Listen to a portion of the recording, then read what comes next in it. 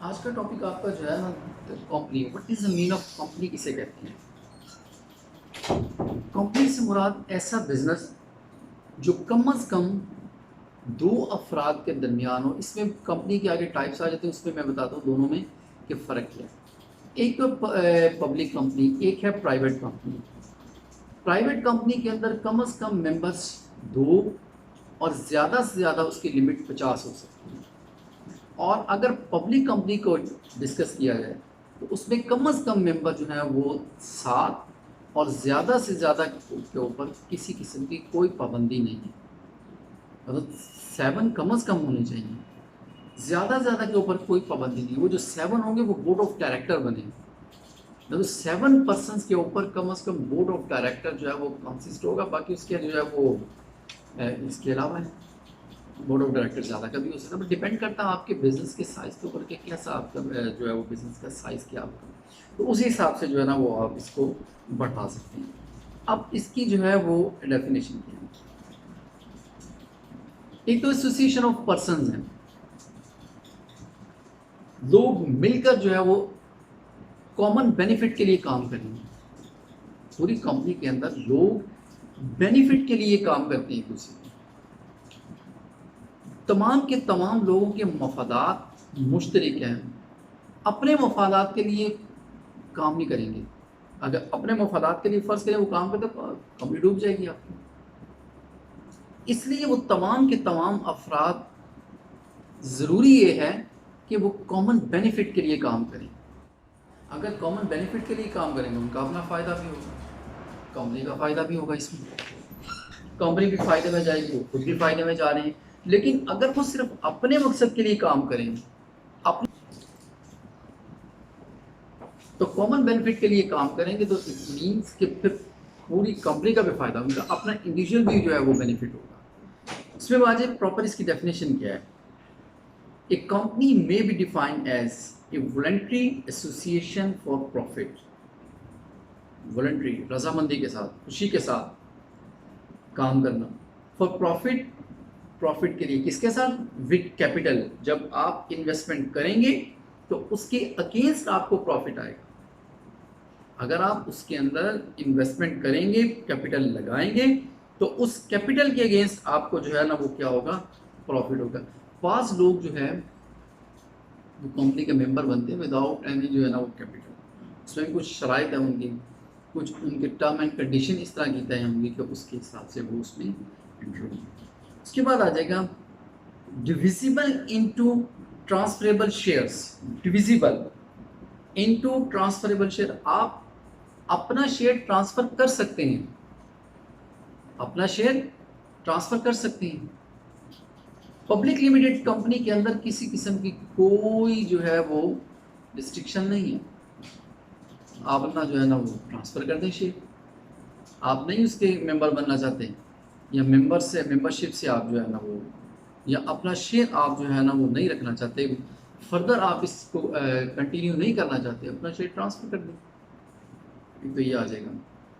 Of limited liability having a corporate body and common seal. Company की common seal होगी जिसे हम stamp कहते हैं। जहां आप साइन करते हैं अथॉरिटी पर्सन, वहां कंपनी की तरफ से क्या होगा? एक स्टैम्प, यानी वो स्टैम्प कंपनी को रिप्रेजेंट कर रही है। देखें, आज मेरे पास अथॉरिटी है, कल को मेरे से अथॉरिटी ले देती है बोर्ड ऑफ डायरेक्टर, साइन यहाँ पे मेरी जगह कोई भी करेगा। लेकिन कंपनी की जो सील है, कंपनी की जो स्टैंप है, कंपनी की जो मोहर है, वो एज इट इज वैसे ही लगेगी। वो जो कॉमन सील है, जो कंपनी की जो स्टैंप है, कंपनी की जो मोहर है, वो कंपनी को क्या कर रही है? प्रेजेंट कर रही है। यहां बैठा एक शख्स सिर्फ अपने साइन करता चला जा रहा है, साइन अथॉरिटी किसी के पास भी जा सकती है। तो एक तो ये आ जाएगी। कंपनी की 2 टाइप्स आ जाएंगी आपके पास, वो मैंने अभी डिस्कस किया। एक तो पब्लिक कंपनी है, दूसरा आ जाएगी प्राइवेट कंपनी आएगी। पब्लिक कंपनी से मुराद जिसके शेयर स्टॉक एक्सचेंज में बिक रहे हैं, फ्रोक के लिए दिए जाते हैं।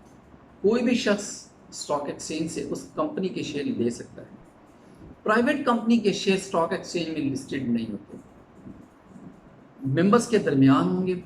हाँ, मेंबर्स अगर चाहता है किसी और को तो वो तमाम लोगों के मशवरे से अपना शेयर आगे दे सकता है अगर नए मेंबर को बना लें, लेकिन वो भी अगर उनके दरमियान जो है वो अगर अंडरस्टैंडिंग है, अदरवाइज़ आपका शेयर आपके पास है। इस पे फर्दर इसकी जो है वो टाइप्स और देख लेते हैं, कुछ इसकी और टाइप्स हैं वो भी देख लेते हैं, वो क्या क्या टाइप्स हैं इसकी।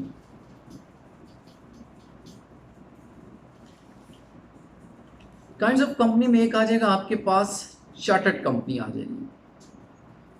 चार्टर्ड कंपनी से क्या मुराद है जी? चार्टर्ड कंपनी से क्या मुराद है?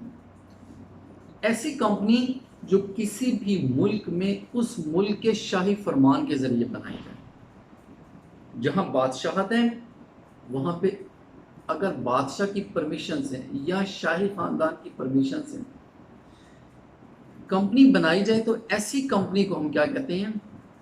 चार्टर्ड कंपनी कहते हैं। और इसके साथ लिमिटेड का लफ्ज़ नहीं लिखा जाता।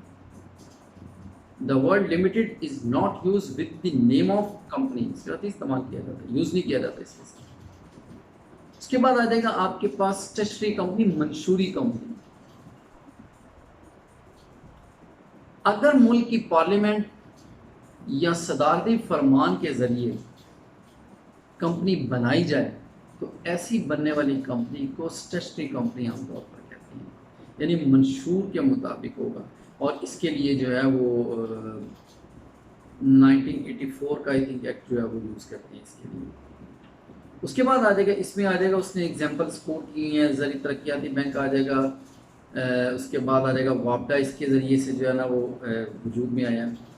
उसके बाद आ जाएगा आपके पास रजिस्टर्ड कंपनी आ जाएगी। रजिस्टर्ड कंपनी से क्या मुराद है? कहता है registered company is form under the companies act 2017। अब इसमें तब्दीलियां करते हैं 2017। It also includes the existing company define in section 2 sub section 17 के अंदर इसको डिफाइन किया गया। These companies are allowed to do various industrial, agriculture and trading business आ जाएगा इसके अंदर। उसके बाद आदम जी इसमें आ जाएगा, इंडस्ट्रीज़ के ज़रिए से जो रजिस्टर्ड है।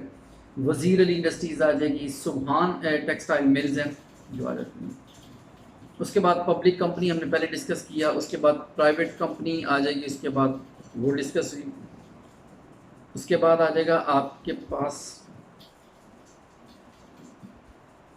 उसके बाद आपके पास आ जाता है अकॉर्डिंग टू लाइबिलिटी आ जाएगा। लिमिटेड शेयर आ जाएगा। जितने शेयर आपने खरीदे हैं सिर्फ उन शेयर तक के आप क्या होंगे? रिस्पॉन्सिबल होंगे।